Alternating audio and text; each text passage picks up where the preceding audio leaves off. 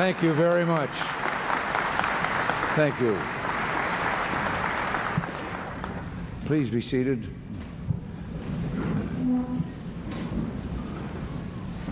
Those who live today remember those who do not.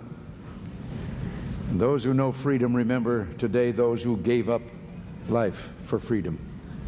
Today, in honor of the dead, we conduct ceremonies. We lay wreaths, we speak words of tribute, and in our memories, in our hearts, we hold them close to us still.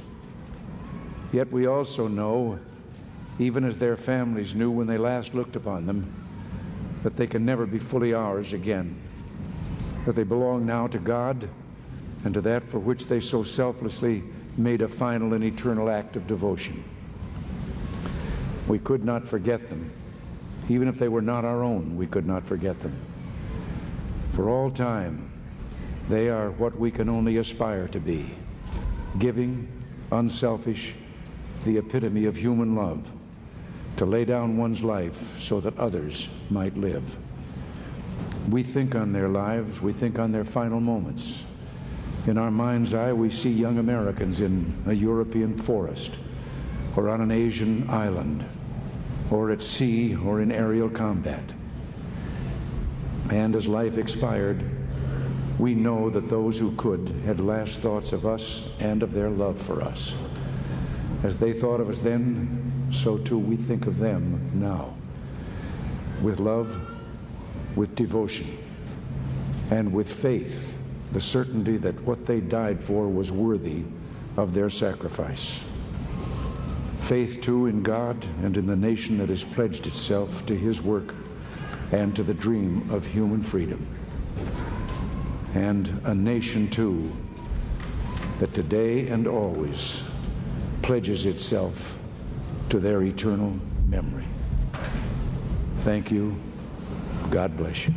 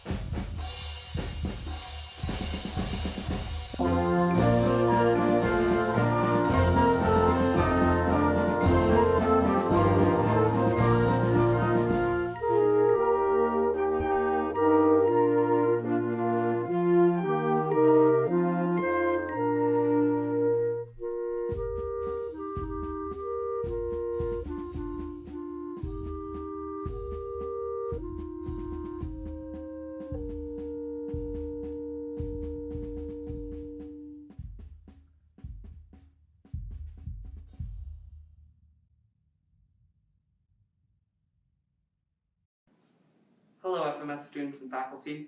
I am Cooper Powers. I would like to read a paper I wrote for the Veterans of Foreign Wars writing competition.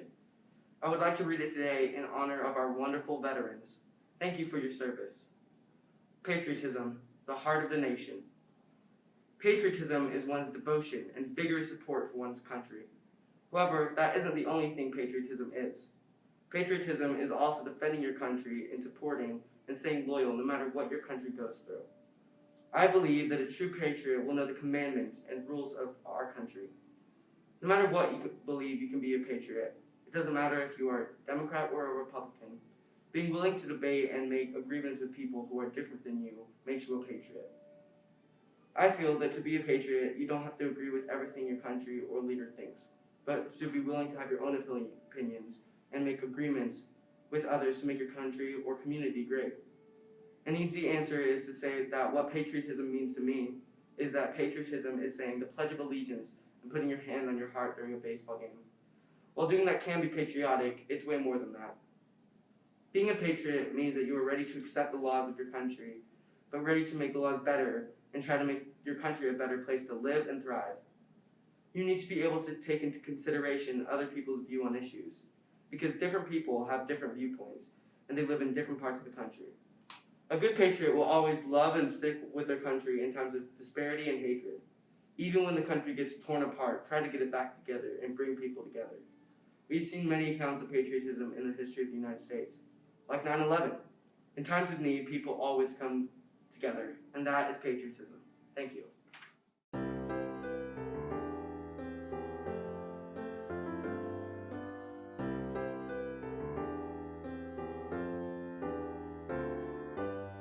Of thee I sing, America, my country 'tis of thee.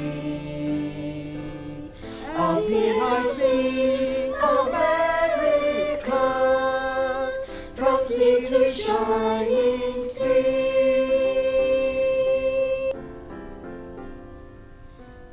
From snow-capped mountain ranges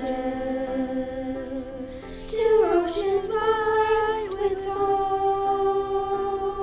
From the Colorado plain to the rocky coast of Maine, This is the land we call home. Of thee I sing, America, my country 'tis of thee. Of thee I sing, America, from sea to shining sea.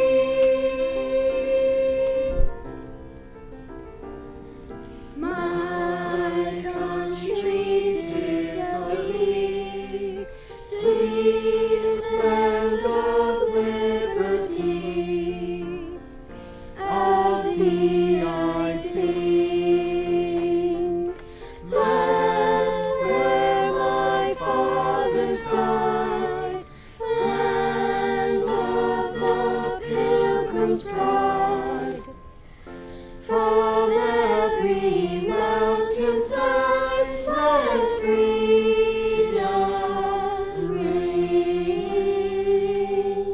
Of thee I sing, America, my country 'tis of thee. Of thee I sing, America, from sea to shining sea, from sea to shining sea.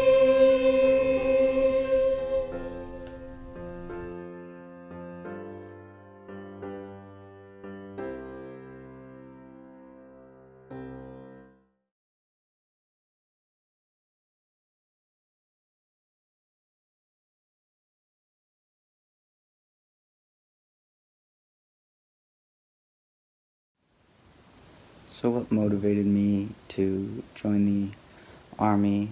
I'd have to say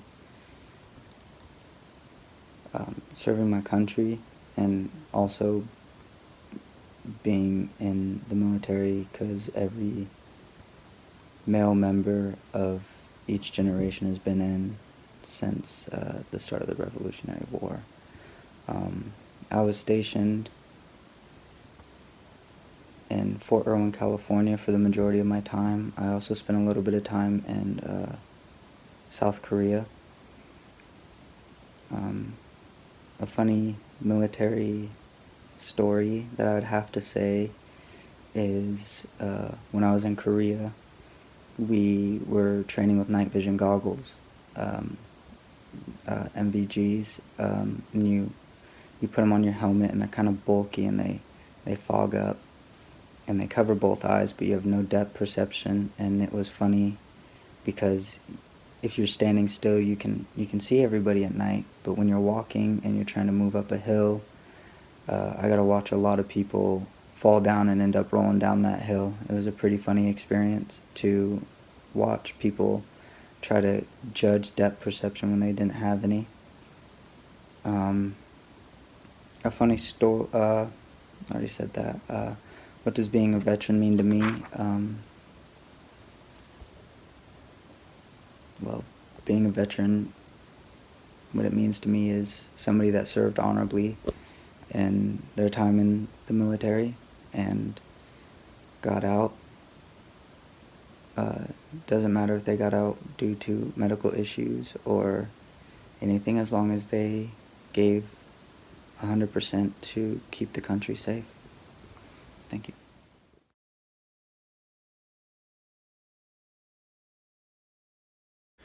My decision to join the military was multifaceted. I've always been patriotic. I was raised in a patriotic home. My father served in the military, and really for the first 10 years of my life, it was the most predominant cultural institution that I had the occasion to interface with, and that's pretty much what led me to join. I served as a scout with Apocalypse Troop 114 Cav Regiment, 3rd Brigade, 2nd Infantry Division, based out of Fort Lewis, Washington. We were the first unit of our kind, created by General Shinseki. We were a reconnaissance, surveillance, and target acquisition squadron. Man, about funny things, so many funny things happen in the military, but most of them are not things that I can share to this audience, I would think. I don't want to get you suspended, but it was a good time. We were really close, all of us, and we played jokes on each other. One example, I guess, one time I told a buddy who was wearing a set of night vision goggles to look at me so I could take his picture. As soon as he looked at me,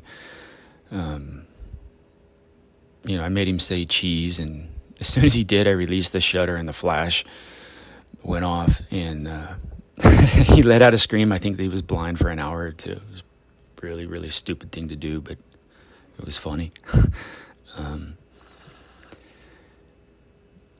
Nicknames are common in the Army.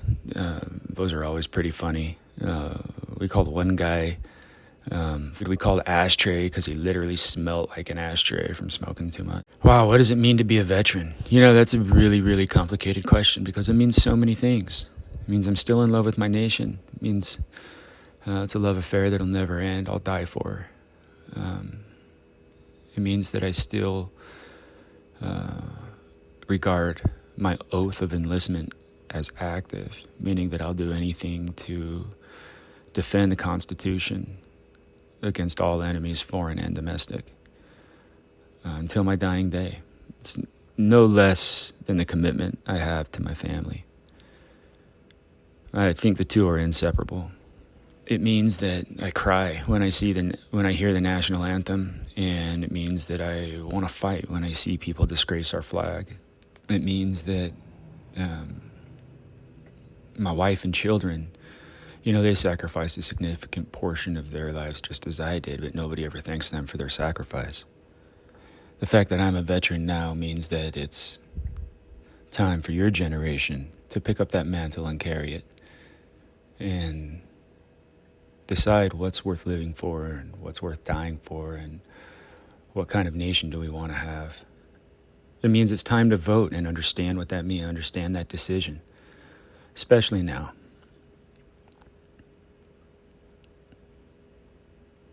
It means that I know how to put other people, my nation, and my family first. And And I hope that your generation learns the importance of selfless service.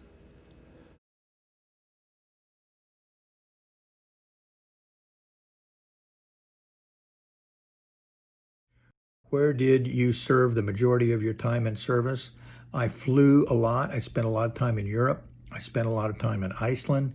I spent a lot of time in the Middle East before the Middle East was really hot. Our airplane that we flew was kind of a spy plane, surveillance, and that was my job, was to do surveillance. It's AWACS, and then when I got quit flying, I did work to help develop another airplane called Joint Stars, which looks at things on the ground.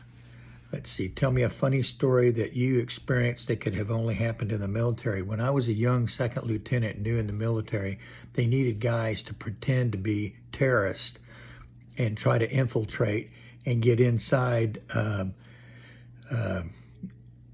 places that some of our units were camping. So me and a couple of guys did that. We sneaked in at night. We sneaked in. We had fake gun. We had real guns, but they didn't have bullets in it. But we had some flashbangs and smoke grenades, and we sneaked in and slept in the wheel well of a truck. And the guards, we got past their guards and everything, and they didn't know we were coming. They were just thinking that we would. So long story short, when the sun came up, we attacked, and it was a simulated attack, and I ran for the command post and threw a couple of red smoke bombs in the command post, and this big loudmouth Texan named Les Ferguson was in there. His big guy bragged a lot. He was acting as the commander anyway. He had blonde hair, and when he came out, his hair was all red. That was funny to me, but it was funny to see him get upset. What does being a veteran mean to me? I'm proud to have served my country.